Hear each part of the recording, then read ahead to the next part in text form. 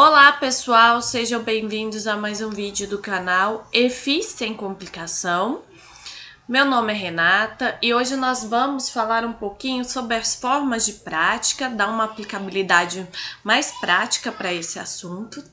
E se você gostar desse vídeo, deixe o seu like, ative o sininho de notificação e, se possível, compartilhe e deixe seus comentários com as dúvidas e sugestões que surgirem.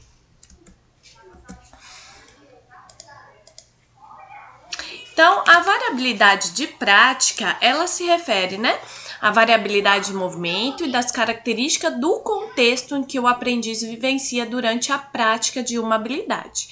Ela tem como benefício a capacidade de adaptação do praticante.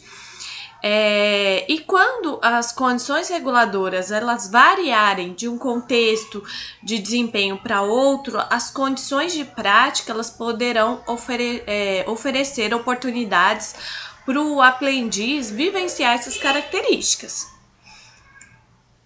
Então, o primeiro modelo aí de prática que a gente vai ver é em relação à prática maciça ou prática distribuída, tá?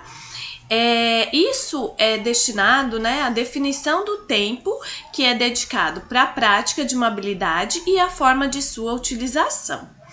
E na prática, a ausência de intervalos entre as tentativas é caracterizada pela prática maciça e a presença de intervalos pela prática distribuída, tá?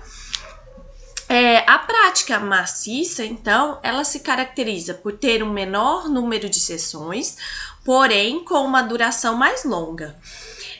Um exemplo aí, se a gente for pensar na imagem aqui ao lado, da manchete, seria ensinar a manchete do vôlei em 2 aulas de 2 horas cada, uma vez por semana. O que daria um total aí, de 4 horas de prática. A prática distribuída, ela tem como característica o maior número de sessões com durações mais curtas. Então, continuando no exemplo aí da manchete, seria ensinar a manchete no vôlei em 4 aulas de 1 hora cada, 2 vezes por semana. Vejam que manteve-se aí as 4 horas semanais, igual na prática maciça. O que variou aí foi o tempo de prática, tá? Então, tanto para a prática maciça quanto para a distribuída, atribui-se aí a mesma duração, o que diferencia apenas na forma de condução desse processo. Destaca-se que a prática distribuída, ela parece ter resultados maiores, porém, se eu tenho uma habilidade discreta, eu posso utilizar a prática maciça para essas habilidades, mas as habilidades contínuas, corrida, natação, eu preciso de um tempo de recuperação para evitar fadiga. Nesse caso, a prática distribuída, ela se mostra aí melhor. Aí eu pergunto, se a gente utiliza um todo ou a utilização da parte, tá? Na utilização do todo, o aluno ele executa a habilidade na sua íntegra, vivenciando simultaneamente toda aquela organização. Enquanto na utilização das partes, ele se constitui aí na divisão do movimento ou habilidades em partes que serão vivenciadas e treinadas de forma separada para depois juntar-se no todo, tá? É importante destacar que se a habilidade ela for de baixa complexidade e de alta organização,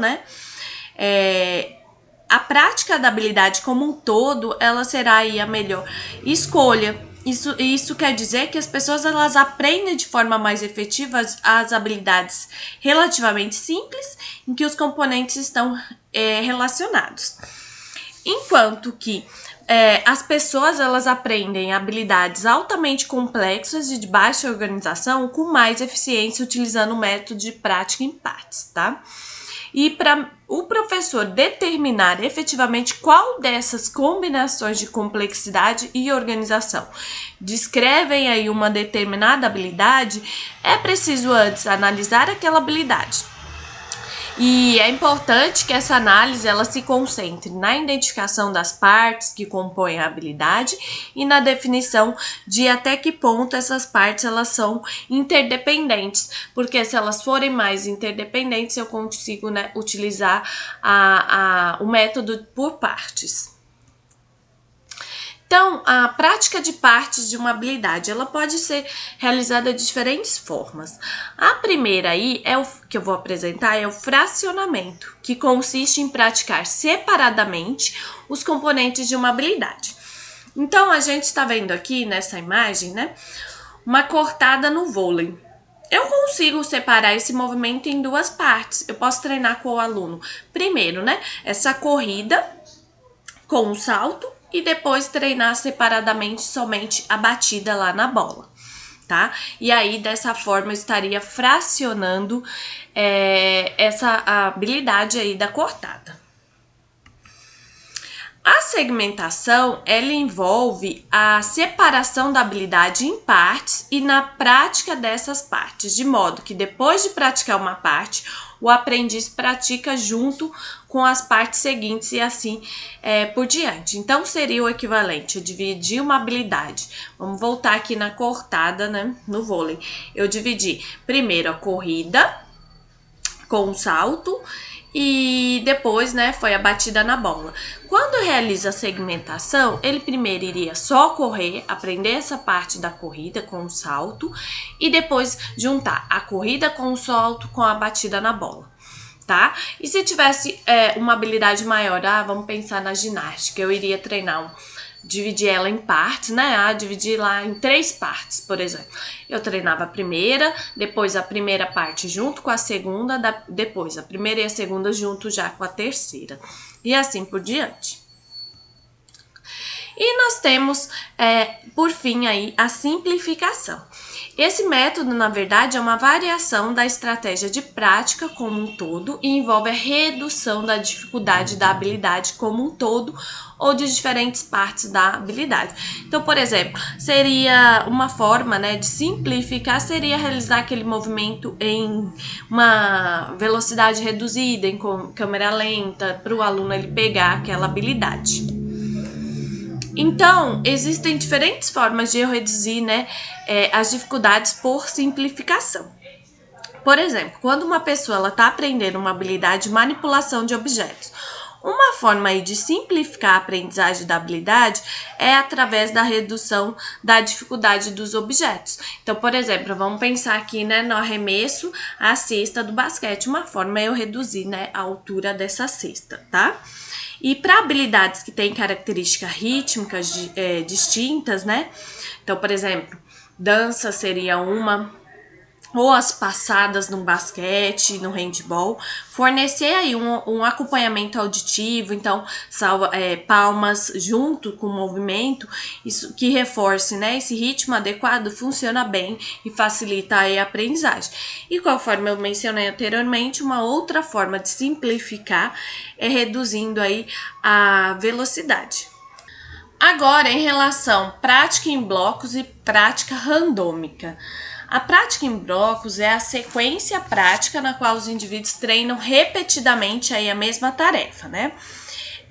Ela é vista aí durante os exercícios educativos com indivíduos tentando o mesmo movimento várias vezes.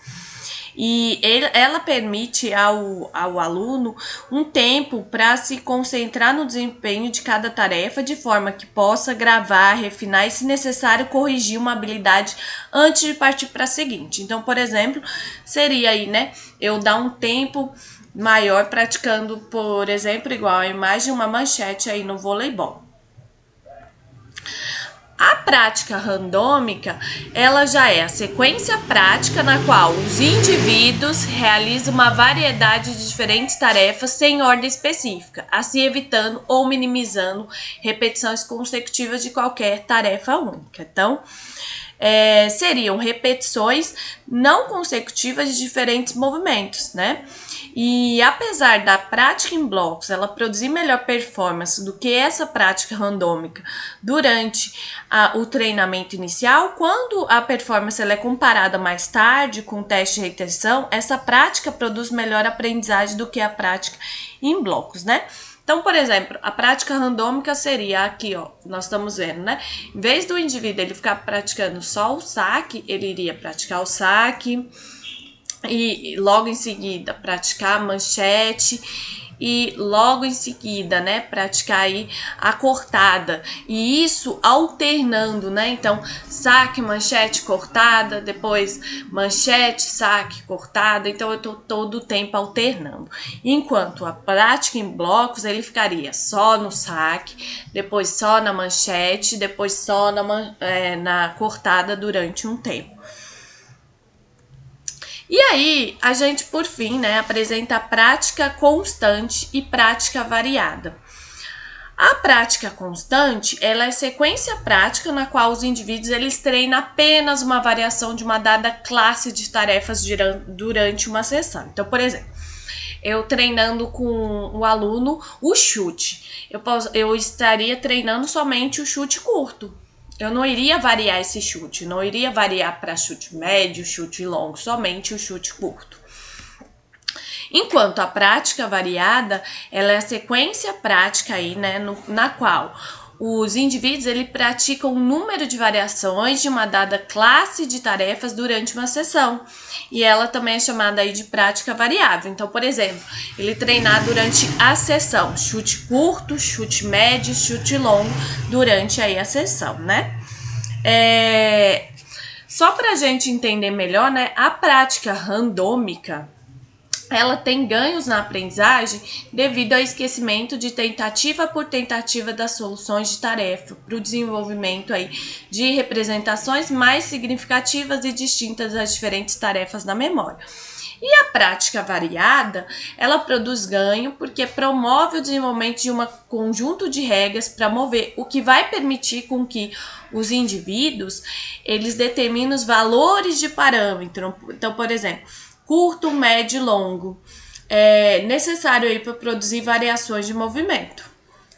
E agora, antes da gente finalizar, né, eu trago aí para vocês um para casa, né, para vocês pegarem esses diferentes tipos de prática que eu coloquei aqui na aula para vocês e elaborar exemplos com esses diferentes práticas envolvendo habilidades diversas. Então, você colocar o seu próprio exemplo, como que dá para fazer uma prática em blocos, prática randômica, a prática, né, variada, ou prática maciça, tudo isso. Como que eu consigo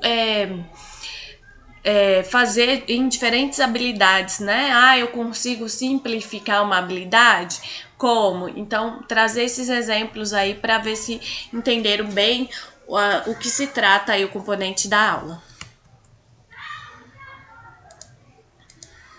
Essas foram as referências utilizadas para essa aula, né? O McGill, o Schmidt. E eu gostaria de agradecer aí a participação de todos vocês nessa videoaula. Qualquer dúvida pode mandar mensagem. Espero ver vocês aí na próxima. Muito obrigada!